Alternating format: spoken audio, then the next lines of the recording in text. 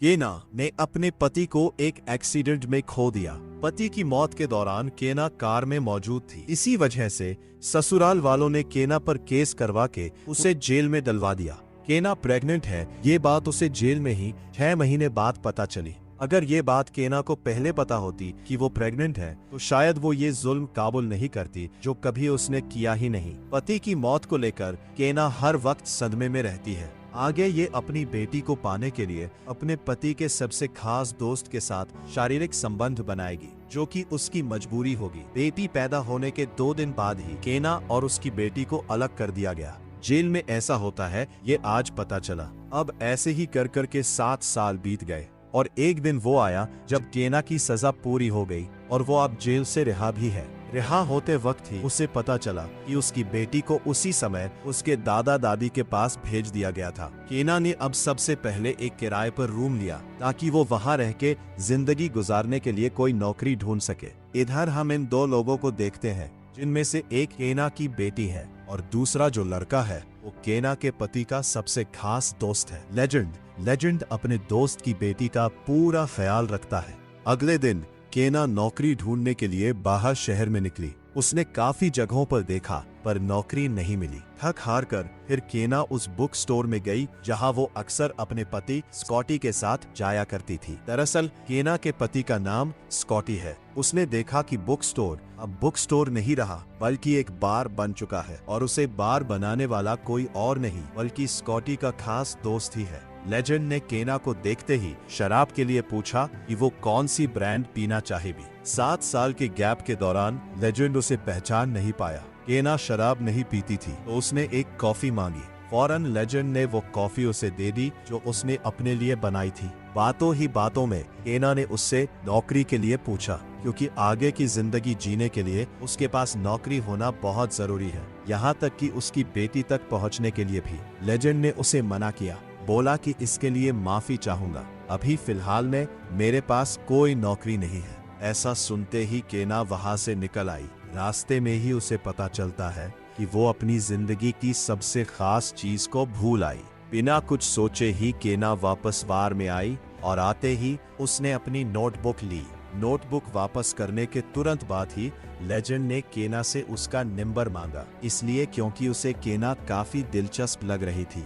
केना ने मना किया, बोला कि वो फोन नहीं चलती और ये बात बिल्कुल सच भी थी कि वो फोन नहीं चलती। अब केना सीधा अपने रूम पर आई। केना को ज्यादा सोचने की आदत पड़ चुकी है। वो हद से ज्यादा ओवरथिंक करती और जब इसकी हद पार हो जाती तो लिखना शुरू कर देती। केना की नोटबुक में वो सारी बातें हैं जो उसके जिंदगी में हुई है, यानी कि जो भी उस नोटबुक में है वो सब हकीकत है। लेजेंड अपना ज्यादातर समय केना की बेटी के साथ ही बिताता। उसकी वजह थी केवल उसका अकेलापन और दर्द। लेजेंड नहीं चाहता कि उसे कभी माँ की कमी महसूस हो। यहाँ केना अगले दिन फिर से नौकरी की तलाश में निकली और फाइनली उसे एक मॉल में नौकरी मिल भी गई। उसे ऑनर द्वारा समझाया गया कि यहाँ ग्राहक ही उनका सब कुछ है, उन्हें ग्राहकों का पूरा ध्यान रखना है और उनका पूरा सम्मान भी वहीं पर। उसे एक लड़की भी मिली जिसका नाम मैली है।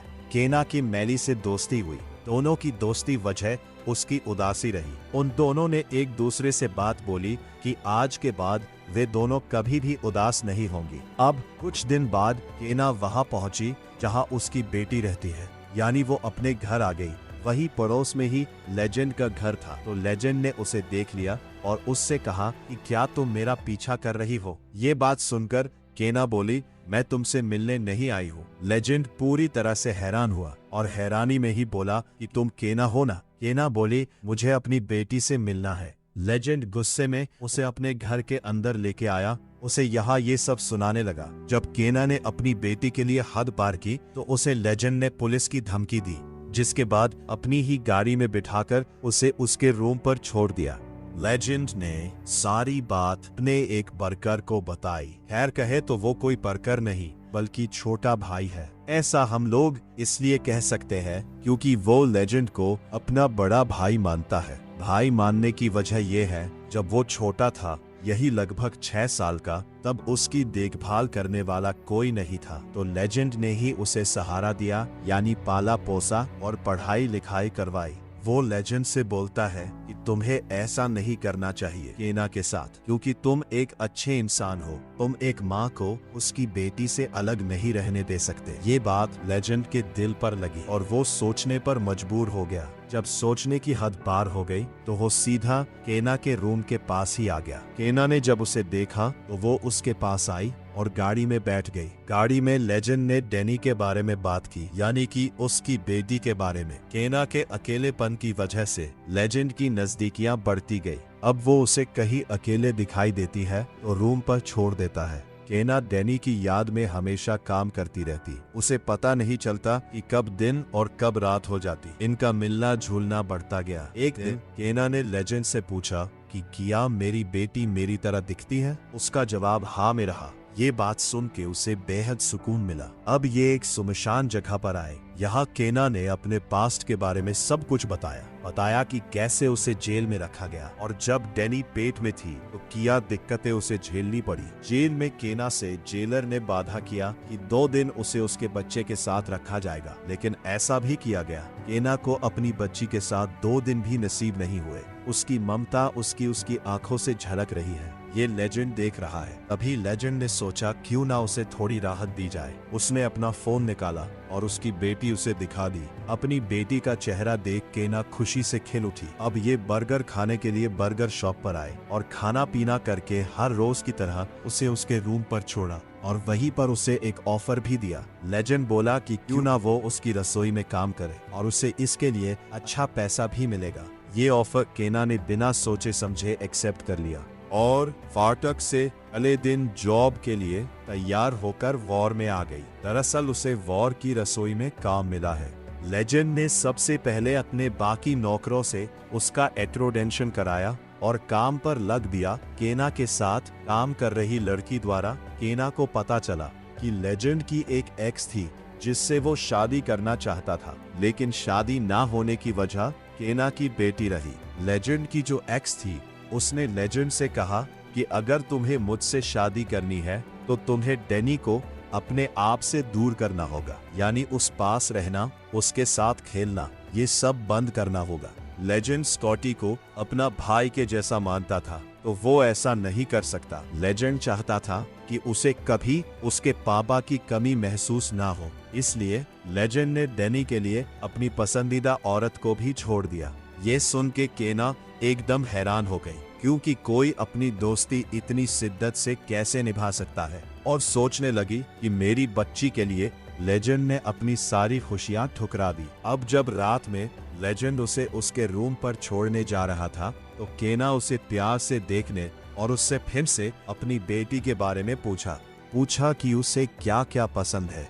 लेजेंड ने अब की बार सारी बातों उसे बताई कि उसे खाने में क्या पसंद है, जानवर में क्या पसंद है, यानी हर चीज उसे बताई। रूम पर आने आते ही केना को पता चला कि कल मदर्स डे के लिए प्रोग्राम रखा गया है जिसमें सभी किराएदार भी शामिल हों, और एक और बात, कुछ ना कुछ मांगा जा रहा था ताकि प्रोग्राम अच्छा हो सके। केना से एक औरत द्वारा कुछ कुर्सी और टेबल मांगी गई, पर केना के पास इन दोनों में से कुछ भी नहीं था तो बहुत उदास हुई और मना कर दिया। कह दिया कि माफ कीजिएगा, मैं नई हूँ तो अभी मेरे पास ज्यादा कुछ खास सामान नहीं है। अगले दिन केना अपनी जॉब पर गई। वहाँ जाके ये बात अपनी साथ वाली नौकरानी के बताते वक्त ये बात लेजेंड ने सुन ली थी और शाम होने से पहले ही अपनी गाड़ी में टेबल और कुर्सी डाल ली। जब उसने शाम को केना को उसके रूम पर छोड़ा तब वे दोनों चीजें उसे दे दी और उसे ऊपर रूम में पहुंचा के आया। रूम में ही इन दोनों में काफी देर तक बातचीत हुई और पहली बार लेजेंड ने केना को किस किया। यही से हुआ इन दोनों में प्यार। लेजेंड किस करने के बाद बोला भी कि ये सब गलत है। ऐसा बोल के वो वहाँ से अपने घर वापस आ गया। डैनी ने उसके वापस आते ही अपनी शरारतें स्टार्ट कर दी। ये बहुत अच्छे से रहते हैं। केना की सास भी डैनी से बेहद प्यार करती है। अगले दिन बिना बताए केना काम से अपने रूम की तरफ निकल आई पैदल। लेजेंड को बाद में पता चला तो वो तुरंत उसके लिए गाड़ी ले आया और उससे उसके अंदर बैठने को बोला। केना अंदर बैठी और रोते हुए बोली कि उसकी सास और ससुर ने वकील के पास फोन कर दिया और कुछ पेपर डाकिया द्वारा उसके पास भेजे गए। जिनमें लिखा था कि अगर कैना ने अपने बेटी डैनी से जरा सी भी मिलने की कोशिश की तो उसे पुलिस द्वारा अरेस्ट कर लिया जाएगा। लेजेंड दिन भर कैना के सास ससुर के पास रहता है, फिर भी इस बारे में उसे तनिक भी भनक नहीं लगी। इस बारे में अगर लेजेंड को जरा सा भी पता होता तो वो ऐसा हरगिज नहीं होने देता। लेजेंड उसका दुख भुलाने के लिए उस आइसक्रीम की दुकान पर लाया जहां डैनी और वो अक्सर आया करते थे। वहां उन्होंने साथ में बैठकर आइसक्रीम खाई, बातें की। बातें सारी की सारी मजेदार थी तो वे खूब हंसे भी।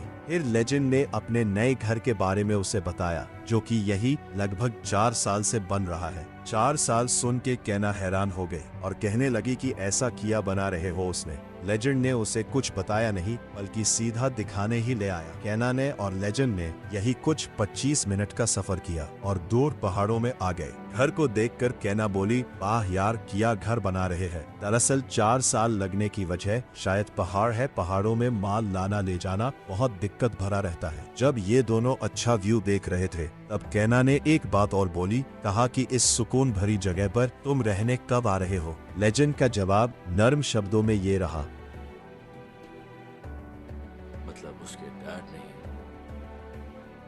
ये बातें अक्सर कैना को पिघला देती। अब ये दोनों अपने वार में काम करने के लिए आ गए। वार बंद होने के बाद लेजेंड उसे छोड़ने के लिए उसके रूम पर आया। कैना नहा के अपनी एक किताब पढ़ रही थी कि तभी रात में ही लेजेंड फिर से आ गया। कैना के पूछने पर उसने बताया कि उसका मन नहीं माना और वो आ गया। ये कहते ही वो ये सब करने लग गया। ये करते करते बात इतनी आगे बढ़ जाएगी ये मैंने कभी नहीं सोचा। वो एक दूसरे के साथ इंटीमेट ही हो गए। पूरी रात कैना और लेजेंड का यही चलता रहा। सुबह उठ के उन्होंने फिर से बातें करनी स्टार्ट की। बातों ही बातों में ये लोग फिर से इंटीमेट हो गए। ये सुबह भी उठते ही ऐसा करेंगे ये तो कभी नहीं सोचा। ये दोनों अब दिन पे दिन एक दूसरे के साथ बेहद खुश रहने लगे, इतने खुश कि कोई कल्पना भी नहीं कर सकता। लेजेंड के मन में अचानक से एक सवाल आया और वो सवाल स्कॉटी के संबंधित था। सवाल था उसकी मौत के बारे में, कि आखिरी उस दिन क्या हुआ जिस दिन स्कॉटी की मौत हुई।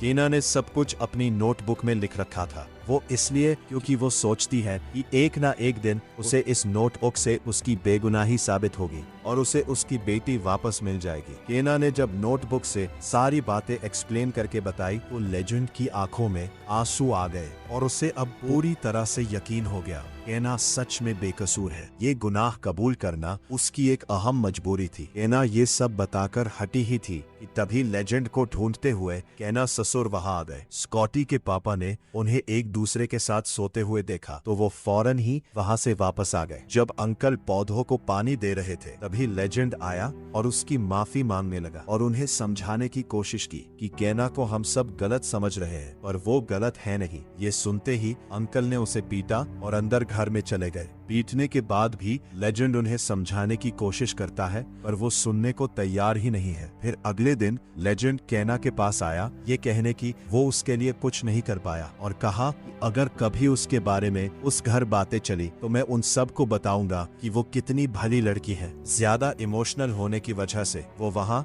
ज्यादा देर तक नहीं रुक सकता। जाते वक्त वो कैना की नजर हटते ही वो डायरी ले गया जिसमें सब कुछ लिखा था। किया लिखा है, ये सब हम आपको पहले ही बता चुके हैं। वहाँ से आने के बाद ये सीधा स्कॉटी के माता पिता के पास आया और आते ही कहा कि मैंने डैनी को अपने 7 साल दिए हैं तो मेरा इतना हक तो बनता है कि मैं तुम्हें ये डायरी दे सकूं और आप मेरे कहने पर इसमें लिखा हुआ पढ़े। कहा कि ज्यादा नहीं पर थोड़ा तो जरूर पढ़ना। ये कहकर वो वहाँ से अपने घर चला गया।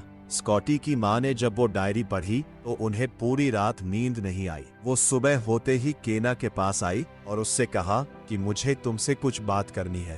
कैना उन्हें वहाँ देखकर हैरान तो हुई पर सास होने के नाते उसने उन्हें अंदर बुलाया। अंदर आने के बाद उन्होंने कहा कि मैंने तुम्हारी ये डायरी पढ़ी, मैं अब यकीन करके साथ कह सकती हूँ कि तुम्हारी इसमें कोई गलती नहीं है। जिस मौत आ जाए उसे खुद भगवान भी नहीं रोक सकता और एक माँ होने के नाते मैं माँ का दुख समझ सकती हूँ। उन्होंने कहा कि तुम कल अपनी बेटी से मिलने अपने घर आना। यानी ससुराल कैना अगले दिन घर आई लेजेंड भी उसके साथ ही है। अंदर आते ही केना की सास ने कहा कि वो वहाँ पीछे है। पीछे डैनी अकेली खेल रही थी। केना को डैनी को देखकर बेहद खुश हुई और सोचने लगी कि आज उसे दुनिया की सारी खुशी मिल गई। ये अब उस इंसान के साथ खेल रही है जिसे स्कॉटी और केना ने मिलकर जन्म दिया है। काफी देर खेलने के बाद वो डैनी के लिए दूध लेने को रसोई में आई। रसोई में छुप के केना की सास ये देख रही थी कि एक माँ अपनी औलाद से मिलने के बाद कितनी खुश होती है। केना की सास